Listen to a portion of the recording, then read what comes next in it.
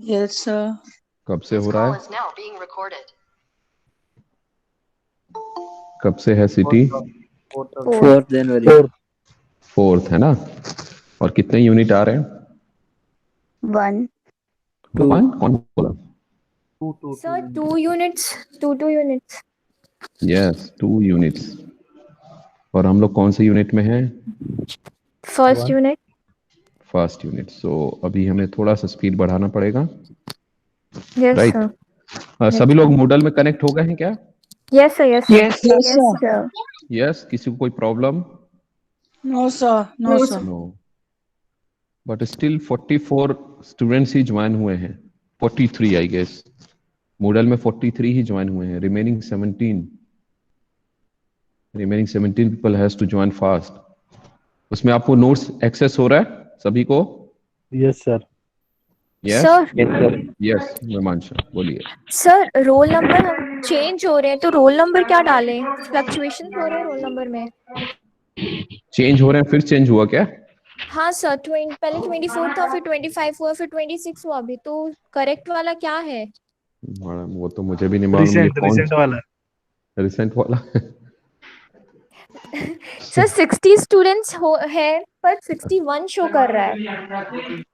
61 show कर रहा है। हो सकता है कि किसी स्टूडेंट को पहले अलॉट हुआ हो, फिर वो शिफ्ट हुआ हो। उसको छोड़िए, आपको जो मिल रहा है रोल नंबर आप उसमें डालिए और अपना नाम जरूर डालिए, है ना? उसमें तो नाम का भी ऑप्शन है, तो मैं उससे सॉर्ट आउट करूंगा आप लोगों का attendance. Need not to worry, but जो भी आपको लेटेस्ट रोल नंबर मिला है उसको आप एंटर करेंगे, right? Okay sir.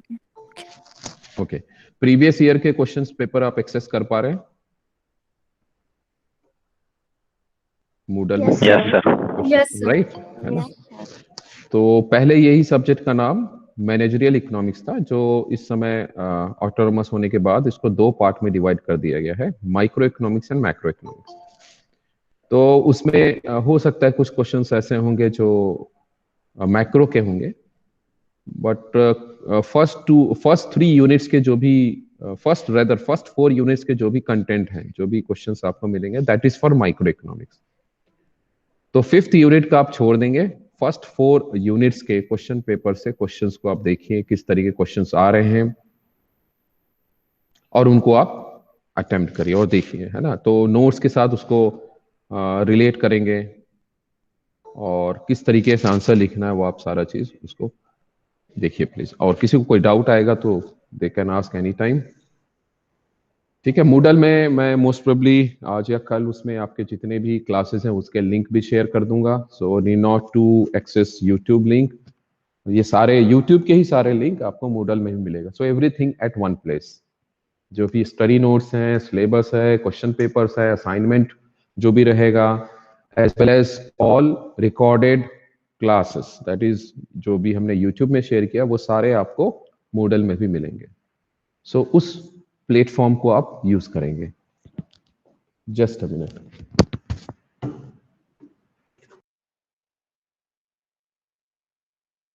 Sir micro economics और managerial economics is different?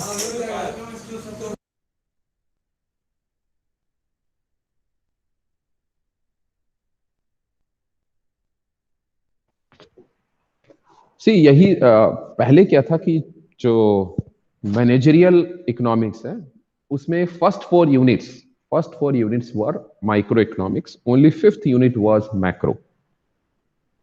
But क्योंकि मैक्रो को जब तक हम स्टडी नहीं करते, we can not take managerial decision. I mean, you cannot take decision in isolation to only microeconomics concept. You need to understand macro factors in detail. तो जो पहले हमारी यूनिवर्सिटी का लिमिटेशन था, उन्होंने केवल एक यूनिट मैक्रो के लिए दिया था।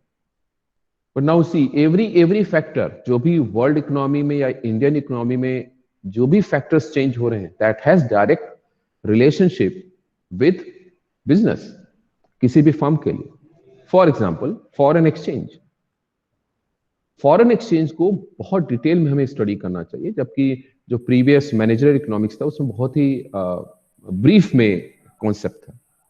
फॉरेन एक्सचेंज का बहुत ज्यादा रिलेशन हमारे इंडस्ट्रीज के साथ, कॉर्पोरेशंस के साथ, इस तरीके से other factors like GDP, GNP, inflation, unemployment, all are macroeconomic factors. Interest rate, in WPI, CPI, all are macroeconomic factors, जिसको बहुत डिटेल में स्टडी करने के लिए हमें इस सब्जेक्ट को 2 पार्ट में डिवाइड करना पड़ा. So in semester 1 you are dealing with microeconomics, that is the economics considering only or focusing only on individual firm or an individual. और जब हम मैक्रो इकोनॉमिक्स नेक्स्ट सेमेस्टर में पढ़ेंगे तब हम इकोनॉमी, कंट्री को स्टडी करेंगे, ग्लोबल सिनारियो को स्टडी करेंगे और उसको रिलेट करेंगे with business. In any case we as a manager has to take decision for business और फॉर फर्म, या फिर हम अगर कोई बिजनेसमैन बनना चाहते हैं, एंटरप्रेन्योर बनना चाहते हैं, we have to consider micro as well as macro factors for decision making. इसलिए इस मैनेजरियल इकोनॉमिक्स को 2 पार्ट में डिवाइड किया गया. क्लियर है अभी? Yes sir. Yes, sir. Yes, sir. Okay. Yes, sir. So Yes, sir. Okay, so let's start. जो last class में हम लोग प्रिंसिपल ऑफ माइक्रो इकोनॉमिक्स को स्टडी कर रहे थे. Principles of, yes please, any doubt? Sir एक doubt. Yes please. Yes sir. Sir मेरे को क्वेश्चन पेपर के रिगार्डिंग डाउट था हाँ, हाँ. कि आपने जो हम लोगों को वो मॉडल क्वेश्चन पेपर दिया है उसमें सिर्फ एक यूनिट से 2 question, means 1 unit carry 18 marks. तो सर वो तो सेमेस्टर का क्वेश्चन पेपर है ना, सीटी का कैसा पैटर्न होगा वो हम लोग को पता ही नहीं है. सीटी में there will be 4 questions, or rather 3 questions. One question will be of 4 marks, right? One question will be of 4 marks, and there will be 3 questions of 8 marks each. So you have to attempt out of 3 any 2 questions. So if I summarize, so each unit will be of 20 marks for CT purpose. Each unit will be of 20 marks. तो आपका जो CT1 है वो total 40 marks का होगा. इसको देख लीजिए, इसको मैं बता देता हूँ. Unit, I hope this is visible, right? Unit 1 में, यूनिट 1 का वेटेज है CT के लिए 20 मार्क्स. यूनिट 2 का वेटेज है 20 marks. Each unit there will be 1 question of 4 marks, then 3 questions of each 8 marks. Now this 4 marks question is compulsory, right? जो remaining 8 marks के हैं इसमें से कोई 2 क्वेश्चन आपको अटेम्प्ट करने होंगे.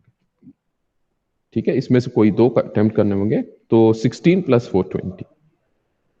सेम पैटर्न रहेगा फॉर यूनिट 2. तो यूनिट 2 में first question of 4 marks will be compulsory. Remaining 3 question में से you have to attempt any 2. Swati, clear हुआ? Yes sir. सर तो ये माइक्रो इकोनॉमिक्स के लिए बस है कि बाकी सब्जेक्ट्स के लिए भी यही पैटर्न फॉलो होगा? सभी के लिए यही पैटर्न रहेगा, uniform. Okay, thank you sir. Okay, welcome. और कोई क्वेश्चन? चलिए आगे बढ़े, कोर्स पे आ जाते हैं. टाइम लिमिटेड है. हो सकता है कि मैं एक एक्स्ट्रा क्लास लूं सेकंड हाफ में, not necessary today, may be someday I'll take extra class so that we can cover up the balance part. So let's continue. So we have to discuss principles of microeconomics. So कोई भी field हो, कोई भी area है या scope है या कोई भी सब्जेक्ट है, every subject has some principle. There is some underlying principle on the basis of which that particular subject follows. तो माइक्रो इकोनॉमिक्स के भी कुछ प्रिंसिपल्स हैं. माइक्रो इकोनॉमिक्स जो सब्जेक्ट है या माइक्रो इकोनॉमिक्स में जो कॉन्सेप्ट है वो कुछ प्रिंसिपल्स को फॉलो करता है. इन अनदर वे, जब भी हम कोई डिसीजन लेना चाहते हैं, we can not take decision in abstract form. We have to take decision on some fundamentals, on some principles, जिसको हम यहां बोलेंगे प्रिंसिपल्स ऑफ माइक्रो इकोनॉमिक्स. इसी तरीके से जब हम मैक्रो इकोनॉमिक्स पढ़ेंगे तो उसके अलग प्रिंसिपल, राइट? तो माइक्रो इकोनॉमिक्स के क्या प्रिंसिपल है? पहला है मार्जिनल एंड इंक्रीमेंटल प्रिंसिपल. ये प्रीवियस क्लास में हमने थोड़ा सा टच अप किया था. Marginal principle and incremental principle. Marginal is related to small incremental is related to overall क्या change. When I'm saying marginal principle, it is related to change, small change, maybe small change in revenue or small change in production or small change in cost. और ये जो small change है that is per unit. Per unit का क्या मतलब है कि एक एक्स्ट्रा प्रोडक्ट बनाने में, लेट्स से हमारा इस साल का 1000 प्रोडक्ट्स हमने प्रोड्यूस किया. Now we want to analyse what if one extra product is produced, what will be its effect on cost, what will be effect of one extra product produced on revenue, what will be effect of one extra product on profitability. तो अगर हम एक extra unit के ऊपर study कर रहे हैं उसको बोलेंगे मार्जिनल प्रिंसिपल. इंक्रीमेंटल प्रिंसिपल क्या होगा? जब हमने ब्रॉड में डिसीजन ले लिया, लेट्स से हमने किसी एक बिजनेस को एक्वायर कर लिया या हमने एक नई मशीन खरीद ली. अब जब हम एक नया मशीन या एक नया प्रोडक्शन सेटअप करते हैं तो वहां पे एक यूनिट का प्रोडक्शन नहीं होगा. There will be a large change. जो भी उस मशीन का नॉर्मल कैपेसिटी है, मे भी हो सकता है 500 प्रोडक्ट्स का है, तो 500 प्रोडक्ट्स की वजह से कॉस्ट में क्या चेंज आया, 500 प्रोडक्ट्स की वजह से प्रॉफिट में क्या चेंज आया, 500 प्रोडक्ट्स की वजह से रेवेन्यू में क्या चेंज आया. That is incremental principle. तो जब हम मार्जिनल और इंक्रीमेंटल प्रिंसिपल पढ़ते हैं, both are in context of main objective of any firm, that is profit maximisation. है ना? कोई भी फर्म कोई भी डिसीजन लेगा, उसका अल्टीमेट ऑब्जेक्टिव होता है कि every decision, what ever decision is taken, उससे ऑर्गेनाइजेशन को या बिजनेस को प्रॉफिट जनरेट हो. तो प्रॉफिट जनरेट करने के दो सिनारियो क्रिएट हो सकते हैं. ये हमने प्रीवियस क्लास में डिस्कस किया था. One is if total revenue increases more than total cost. Total revenue अगर चेंज हो रहा है, total revenue in the sense हमने कुछ ऐसा डिसीजन लिया जिससे ओवरऑल रेवेन्यू में चेंज आ रहा है, सेल्स इंक्रीज हो गया है. So there will be change in total revenue. So TR is total revenue. जब भी ओवरऑल प्रोडक्शन में, ओवरऑल सेल्स में कोई चेंज आएगा, it is always associated with change in cost. So this TC is total cost. कोई भी आपने decision लिया, कोई भी डिसीजन, जैसे हमने एक एग्जांपल लिया कि एक नई मशीन खरीद ली. अब इस नई मशीन के खरीदने की वजह से कॉस्ट में चेंज आया, तो उस मशीन का जो ओवरऑल कॉस्ट है दैट इज टोटल कॉस्ट. और उस मशीन से जो प्रोडक्टिविटी होगी, प्रोडक्शन होगा, that production will lead to increase in revenue, that is total revenue. Means existing machine और नए मशीन की वजह से जो कंबाइंड रेवेन्यू है that is total revenue. Existing मशीनें और जो new machine we have purchased, उसकी वजह से ओवरऑल कॉस्ट में जो चेंज आया that is total cost. Now, a business is profitable if total revenue is greater than total cost. Business profitable है अगर total revenue, देखिए जब हम मशीन खरीदेंगे कॉस्ट तो बढ़ना है, but if increase in cost is less than increase in revenue, revenue ज्यादा बढ़ा, cost कम बढ़ा, so we are profitable. So our decision, whatever decision we have taken to purchase a new machine is correct. Second situation can be, this is first situation, where we are increasing productivity. Second can be, we can wind up business. हम कुछ ऐसे sick unit को, ऐसे कुछ loss making unit को wind up कर दें जिसकी वजह से profitability में या contribution नहीं है, या जिसकी वजह से sales बहुत अच्छा नहीं हो रहा है, ऐसा कोई प्रोडक्ट हो. जैसे Tata is taking decision to wind up its Nano production.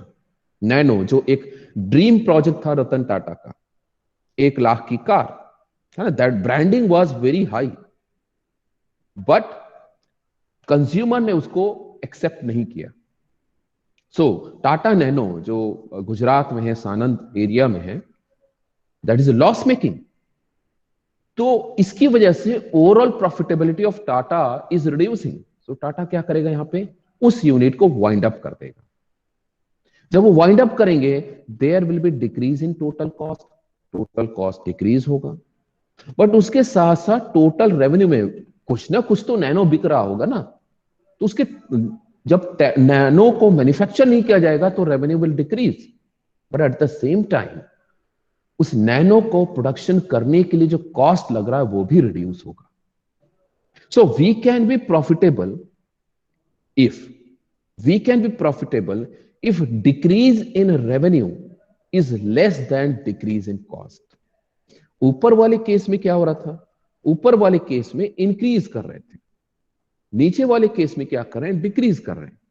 सो अगर कॉस्ट का डिक्रीज रेवेन्यू के डिक्रीज से कम है, वी आर प्रॉफिटेबल, है ना। वहीं पे अगर रेवेन्यू का increase, if revenue is increased more than cost, we are profitable, right. ये समझ में आया क्या सभी को? Yes sir. Yes, sir. Yes Yes, sir. Okay. So इस फंडामेंटल के बेसिस पे हमारा मार्जिनल और इंक्रीमेंटल प्रिंसिपल फॉलो करेगा। तो अभी यहां पे आप जो सिचुएशन देख रहे हैं, ये जो सिचुएशन आपने देखा, this is related to overall change in cost और रेवेन्यू, है ना। ये पूरे कॉस्ट और रेवेन्यू का चेंज है। जो भी आपने डिसीजन लिया उसकी वजह से टोटल कॉस्ट या टोटल रेवेन्यू में चेंज आ रहा है। अब कोई भी बिजनेस अचानक से किसी सिक यूनिट को क्लोज डाउन नहीं करेगा, या किसी कंपनी को अचानक से एक्वायर नहीं करेगा। कोई ऐसा इंस्टेंट डिसीजन नहीं लेंगे कि let's purchase a new machine.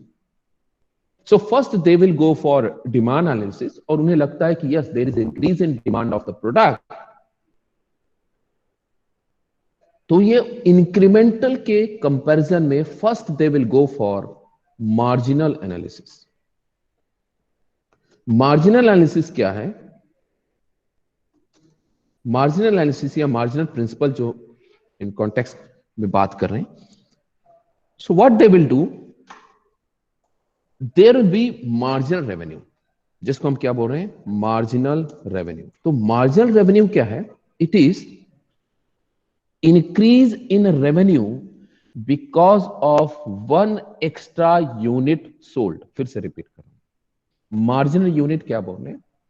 ऊपर का जो भी हमने अभी किया है, total revenue, total cost, this is incremental, overall change, overall revenue में क्या चेंज आया, ओवरऑल कॉस्ट में क्या चेंज आया। But before taking incremental decision, any business firm takes marginal decision. अब मार्जिनल डिसीजन क्या है? मार्जिनल डिसीजन में एक एक्स्ट्रा यूनिट सेल करने से रेवेन्यू में जो चेंज आएगा उसे बोलेंगे मार्जिनल रेवेन्यू। अब उस एक्स्ट्रा यूनिट को प्रोड्यूस करने में जो कॉस्ट होगा उसको बोलेंगे मार्जिनल कॉस्ट। Getting point? देखिए, हम जब भी डिसीजन लेंगे as a business, practical point of view सोचिए, हम कल ही नई मशीन नहीं खरीद लेंगे, because that machine can cost crore of rupees. तो हम क्या करेंगे, एक एक्स्ट्रा अगर यूनिट हम सेल करें, जितना अभी तक सेल करते हैं, एक एक्स्ट्रा यूनिट अगर सेल करें तो उसकी वजह से रेवेन्यू में जो चेंज है दैट इज मार्जिनल रेवेन्यू। जो चेंज आया है दैट इज मार्जिनल रेवेन्यू। उस एक्स्ट्रा यूनिट को प्रोड्यूस करने में जो कॉस्ट में चेंज आया दैट इज मार्जिनल कॉस्ट।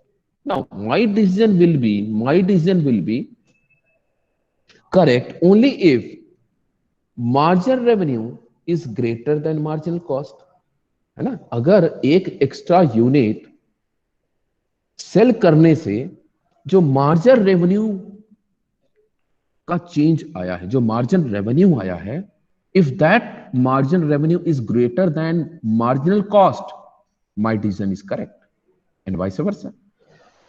अगर मार्जिनल रेवेन्यू मार्जिनल कॉस्ट से कम हो रहा है, दैट इज एक एक्स्ट्रा यूनिट प्रोड्यूस करने से जो कॉस्ट का इंक्रीमेंट है that is higher than increment in revenue, my decision is incorrect, right.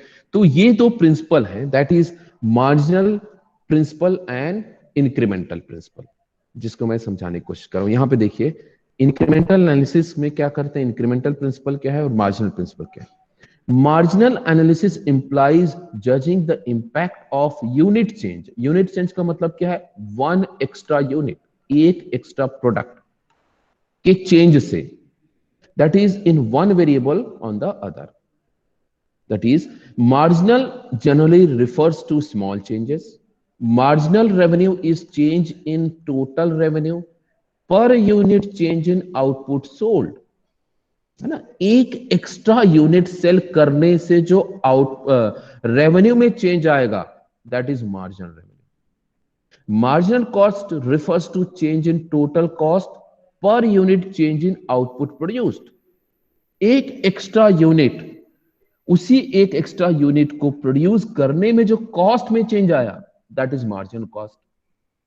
Now the decision of a firm to change the price would depend upon resulting impact in change in marginal revenue and marginal cost.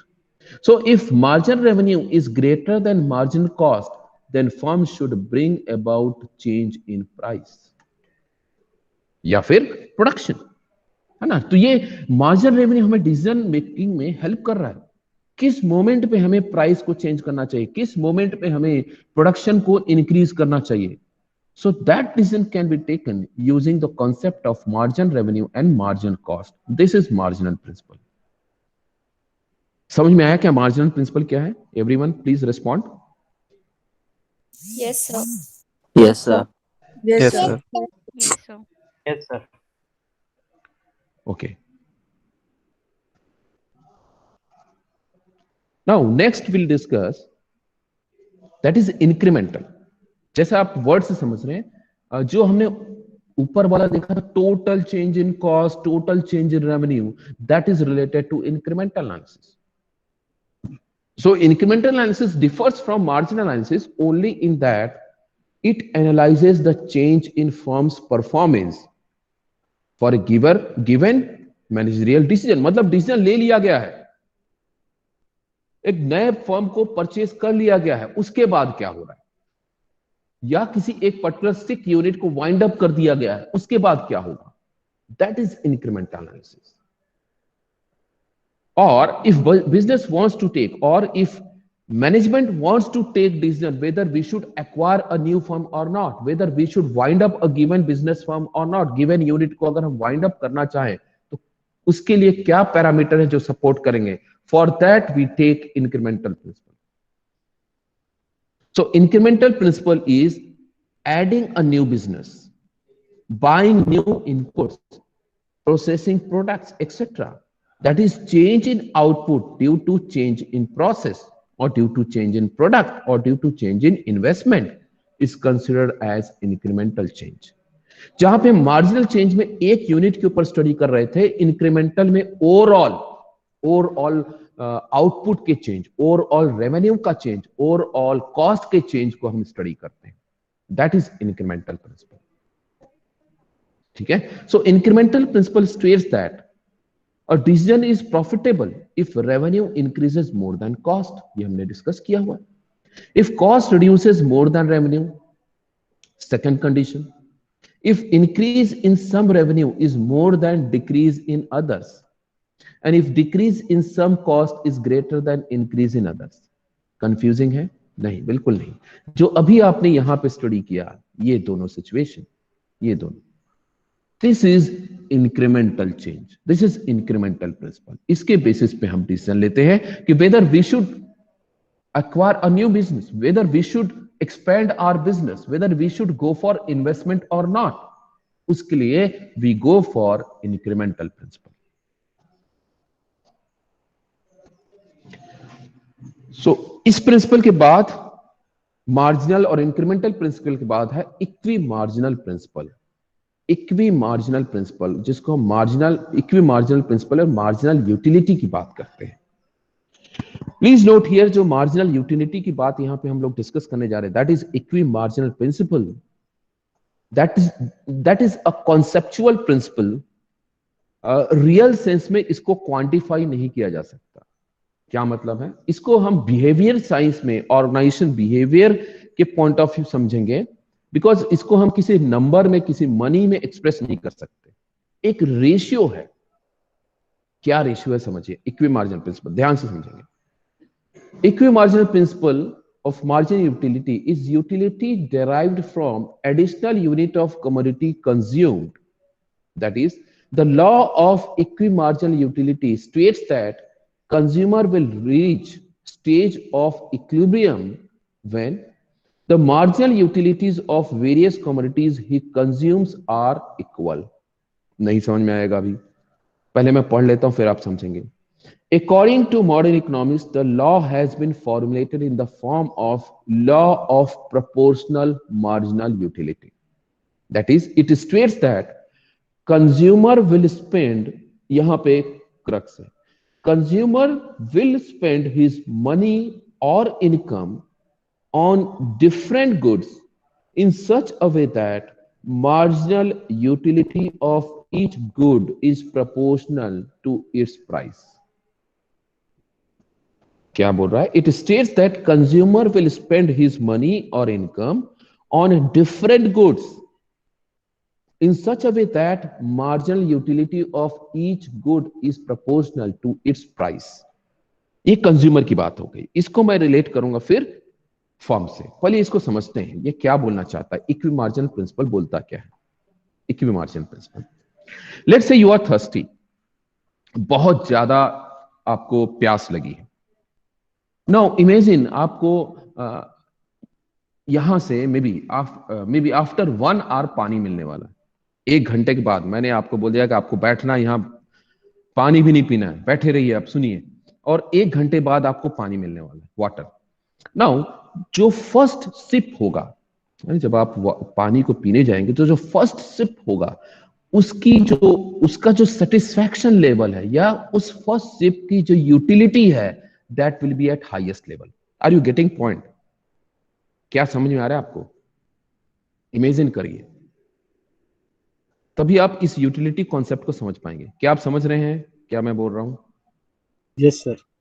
Yes, sir. Yes, Yes, sir. sir. When Yes, we are sir. so thirsty and Yes, we are sir. in need of something very badly, then the first sip of it will be most comforting for us. So we will be in need of that. And धीरे धीरे जैसे से after each glass of water, our utility decreases. Right, after every other sip of water उसकी utility या उसका satisfaction level decrease होता है। Same चीज आपको जब भूख लगती है ना, आपका जो भी फेवरेट डिश है, तो जो पहला बाइट होगा ना, उसका जो सेटिस्फैक्शन होगा, उसकी जो यूटिलिटी होगी, that will be at highest level. उसके बाद अब देखिए, मे बी इस साल तो हम लोग काफी बाउंडेड रहे, बट अब देखिए जब फंक्शन का टाइम आता है ना, बहुत बहुत जगह पे मैरिज फंक्शंस होते हैं, पार्टीज होते हैं, तो पार्टी में जब हम जाते हैं तो हम हमारा जो फेवरेट डिश है उसको सबसे पहले लेते हैं, और उसमें भी जो फर्स्ट बाइट होगा उसकी यूटिलिटी सबसे ज्यादा होगी। एक बार उस फेवरेट डिश की यूटिलिटी रिड्यूस हो जाती है, तब हम देखते हैं अच्छा कहीं दाल चावल रोटी मिल रहा है क्या। Getting point? यही चीज यहां पे मार्जिन यूटिलिटी बात करता है। अब समझिए, now consumer point of view, it states that consumer will spend his money or income on different goods in such a way that marginal utility of each good is proportional to its price. अब क्या करते हैं हम लोग? Let's move to सब्जी market. ठीक है, आप लोग सब्जी मार्केट जाते हैं, नहीं जाते हैं तो आप जाइए, there are lots to learn. बहुत सारा हम इकोनॉमिक्स सब्जी मार्केट से स्टडी कर सकते हैं।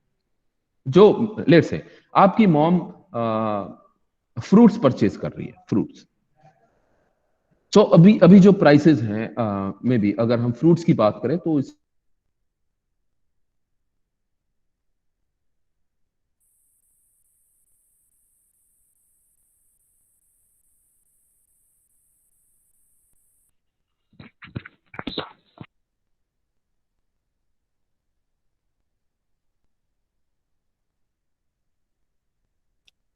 Sir, you are not audible.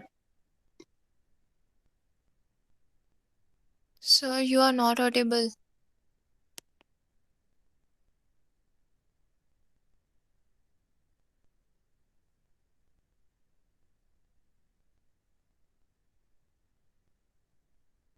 Sir, you are not audible, sir.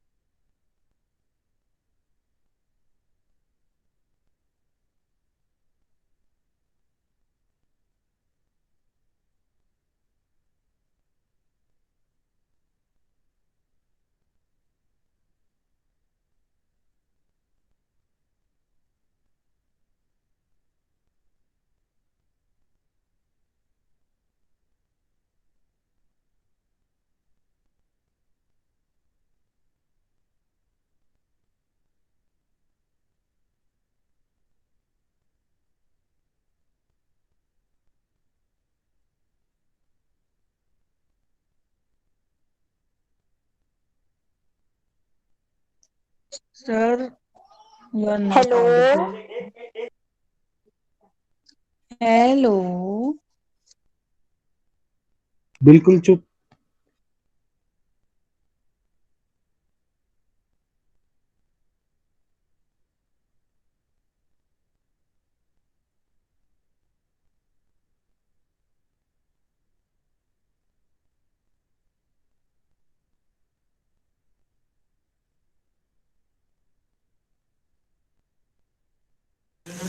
Sir left हो गए थे.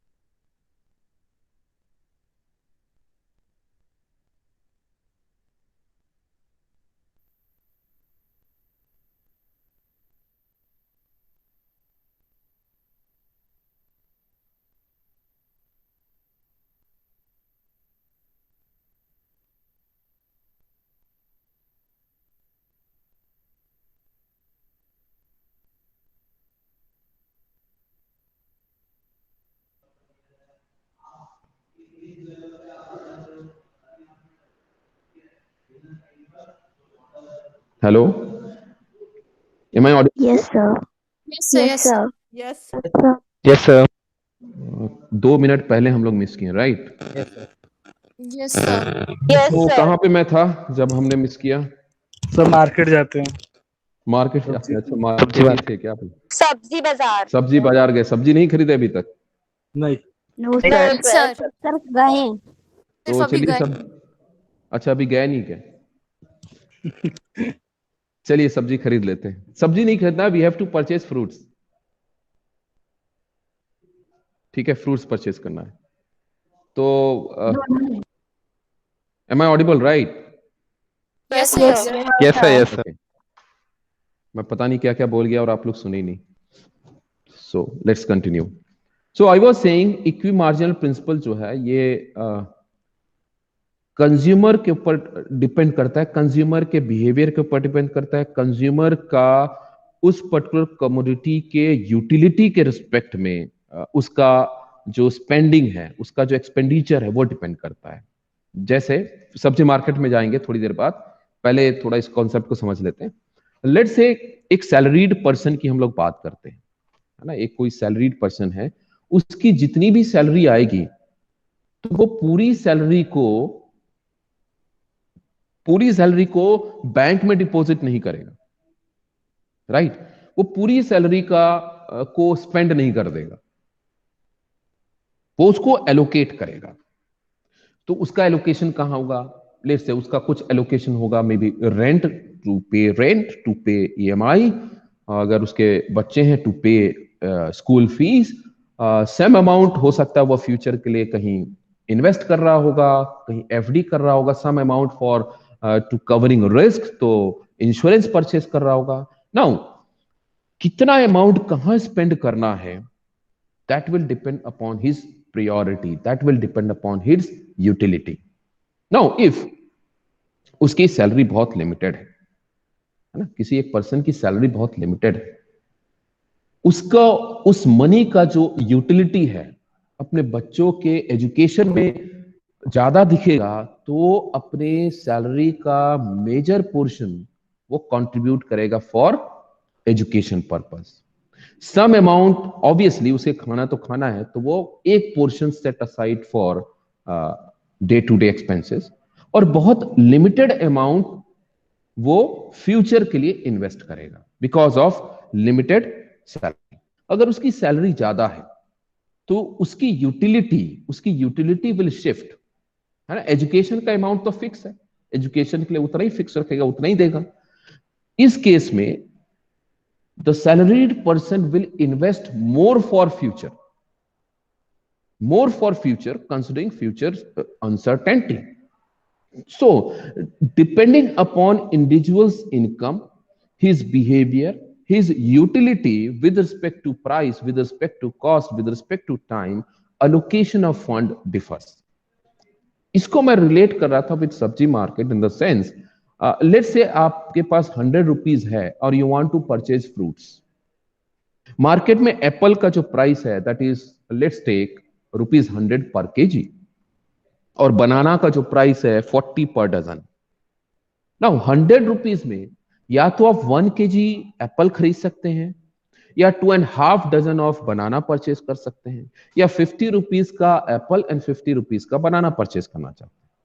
नाउ कितना परचेज करना है, that will depend upon utility with respect to price. For example, apple अगर 50 रुपीज का परचेज करना है तो हाफ के जी एप्पल आएगा, राइट। सो एप्पल की जो यूटिलिटी डिफाइन होगी with respect to price, that will be half K G with respect to its price.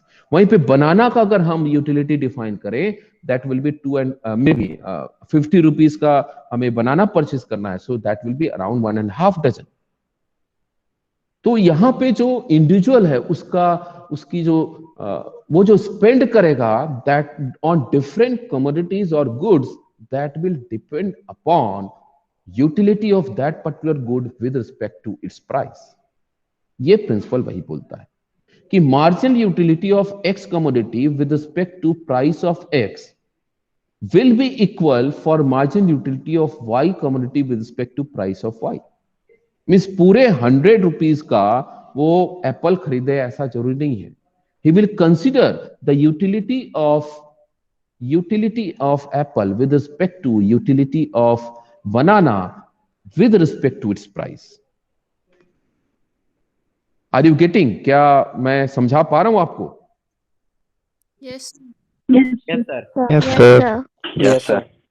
तो Yes, ये sir. तो बात हुई कंज्यूमर की, ये कंज्यूमर पॉइंट ऑफ व्यू बात हुई।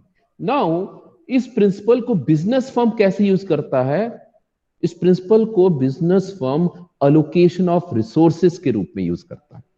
Now for any business resources are limited, चाहे हम लेबर्स की बात करें, लैंड की बात करें, या लेट्स से फैक्ट्री की बात करें, प्रोडक्ट्स की बात करें, है ना। सो जो firm has limited resources. Now किस पर्टिकुलर प्रोडक्ट में ज्यादा कॉस्ट लगाना है, ज्यादा लेबर अप्लाई करना है, that will depend upon equi marginal principle. चलिए समझते हैं इसको फिर से। लेट्स से अगेन टाटा का मैं एग्जांपल लेता हूं, फेवरेट टाटा का एग्जांपल लेता हूं। टाटा हैज लिमिटेड लेबर्स, है ना, उनके जो भी इंजीनियर्स हैं वो बहुत लिमिटेड हैं, मशीन लिमिटेड है। सेम मशीन से टाटा नैनो बन सकता है, सेम मशीन से let's take Tata Tiago, Tata Safari, Tata के बहुत सारे वेरिएंट प्रोडक्ट हैं, है ना। वही लेबर आप सफारी बनाने में, स्टॉर्म, है ना, टाटा स्टॉर्म बनाने में लगा सकते हो, वही लेबर से आप टाटा नैनो या फिर टाटा टियागो मैन्युफैक्चरिंग में यूज कर सकते हैं। नाउ सेम रिसोर्स को कहां एलोकेट करना है, this is a decision which the firm has to take. तो कहां पे अप्लाई करना है, कहां पे रिसोर्स को एलोकेट करना है, So business go for marginal revenue for product 1 with respect to marginal cost for product 1. Let's take कि टाटा नैनो में जो मार्जिनल कॉस्ट है वो बहुत कम है ना, उसको उसकी जो कॉस्टिंग है, क्योंकि उसमें लगा ही क्या है ना, चार छोटे छोटे टायर है, बहुत कम छोटी सी बॉडी है, तो कितना स्टील लग जाएगा। सो बहुत लिमिटेड उसमें रॉ मटेरियल यूज हुए हैं। तो इसी तरीके से जो लेबर यूज होंगे वो बहुत लिमिटेड होंगे। सो मार्जिनल कॉस्ट बहुत ही लिमिटेड है, मार्जिन कॉस्ट जो उसमें यूज होगा that is very limited. But at the same time जो मार्जिनल रेवेन्यू जनरेट होगा एक नैनो को बेचने में, जो रेवेन्यू में चेंज आएगा that will also be very small, right. अब if this ratio is same for another product, let's say Tata storm की बात करते हैं, तो टाटा स्टॉर्म का मार्जिनल रेवेन्यू, एक एक्स्ट्रा टाटा स्टॉर्म जब वो सेल करेगा या टाटा सफारी जब वो सेल कर रहा है तो रेवेन्यू, मार्जिनल रेवेन्यू बड़ा दिखेगा, but at the same time marginal cost भी तो ज्यादा होगा। टाटा सफारी को, एक टाटा सफारी को मैन्युफैक्चर करने में ज्यादा कॉस्ट लग रहा है, उस टाटा सफारी को बेचने में हमें ज्यादा रेवेन्यू मिल रहा है। बट जब हम इन दोनों रेशियो को देखेंगे, marginal revenue with respect to margin cost, if this ratio is equal to marginal revenue with respect to margin cost of Tata Nano, तो अपने रिसोर्स को वो चाहे सफारी में लगाए चाहे नैनो में लगाए, उसकी यूटिलिटी सेम होगी। इसमें कुछ yes please sir, are you sharing a screen? Because I am not, मतलब विजिबल नहीं हो रहा स्क्रीन मेरे को। विजिबल नहीं हो रहा है? No sir. Yes Okay.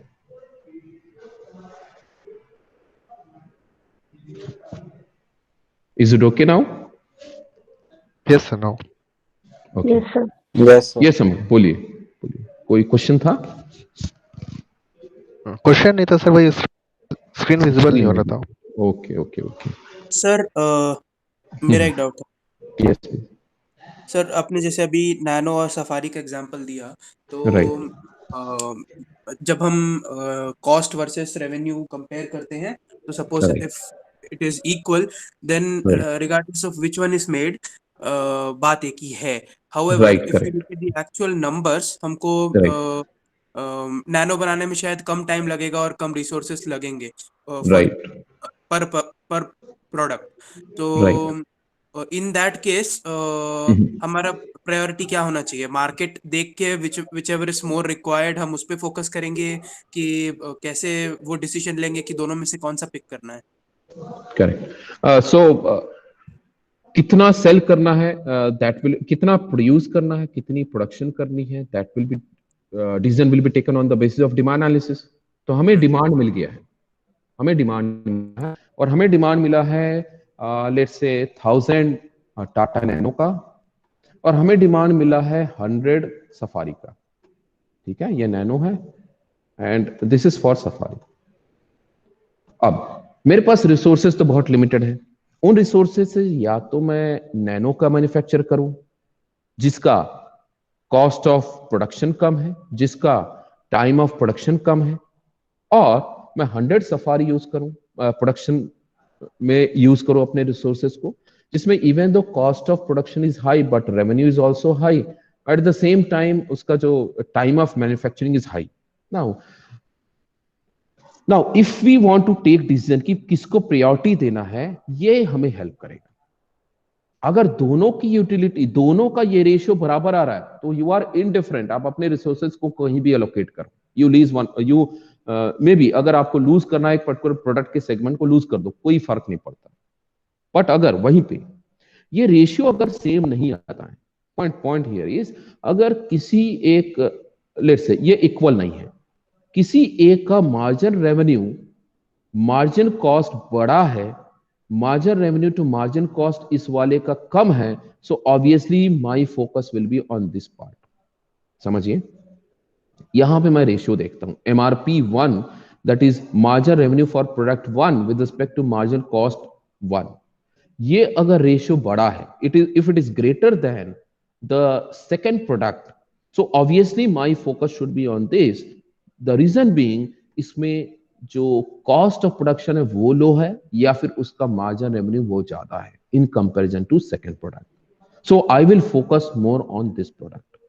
But अगर ये दोनों का रेशियो बराबर आता है, then you are indifferent. Then you can allocate half of your labor on product 1 and another half on product 2, और maybe इसी तरीके से आप किसी और प्रोडक्ट सेगमेंट पे फोकस कर सकते हैं। Is it clear, Atul? Yes sir, I got an idea.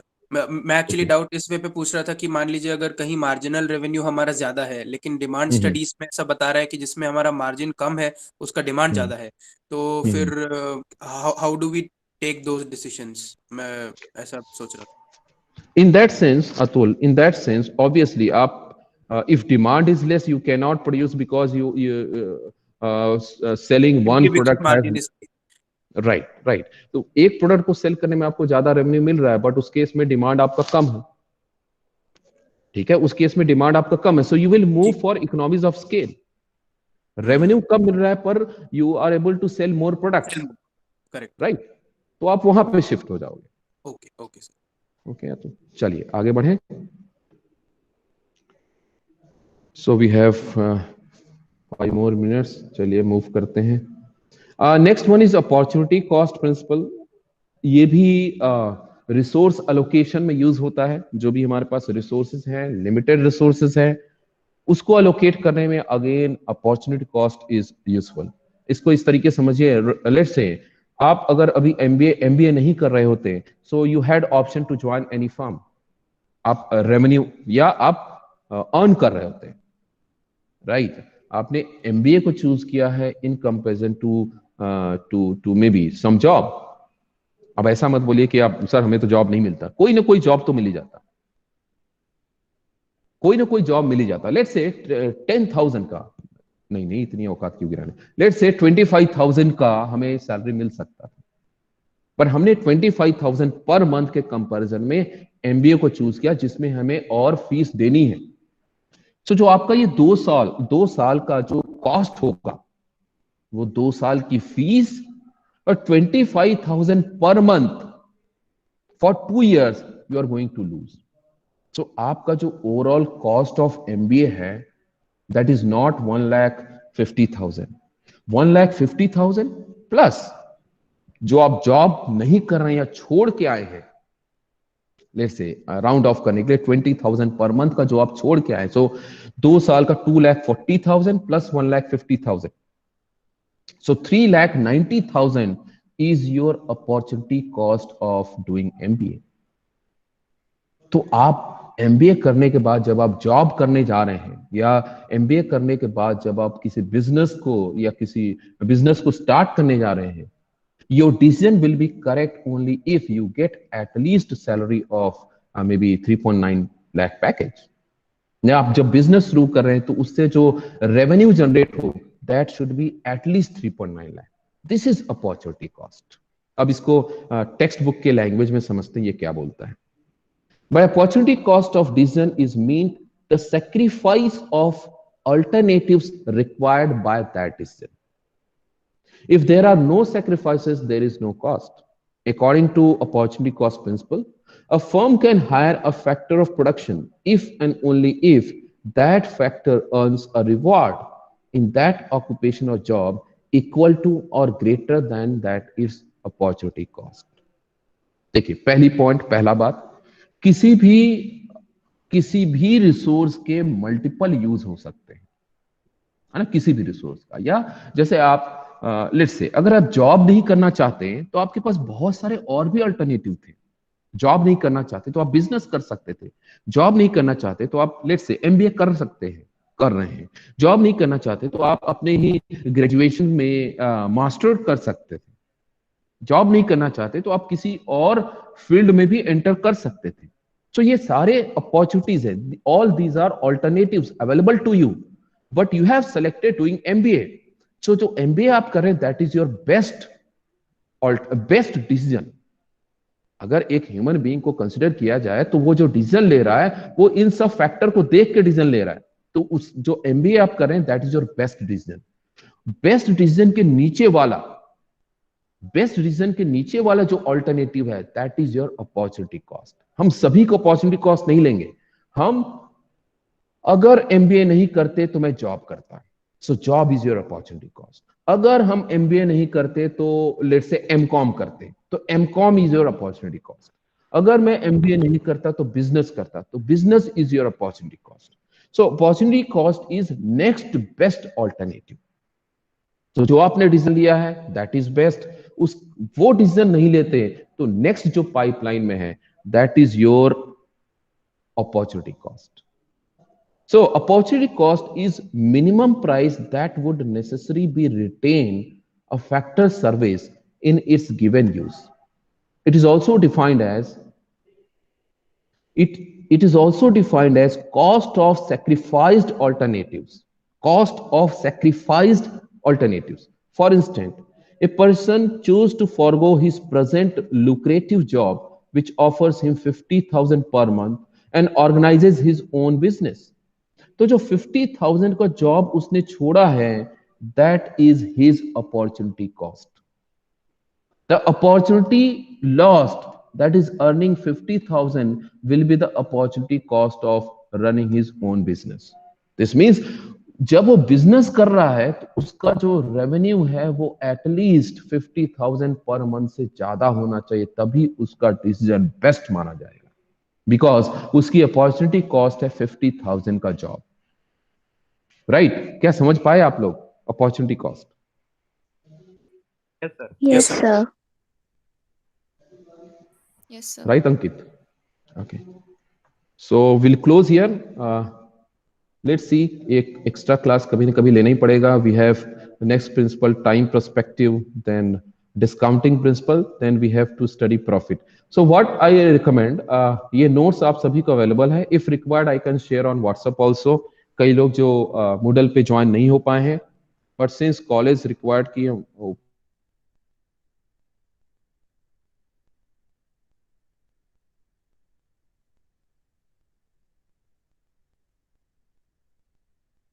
Sir.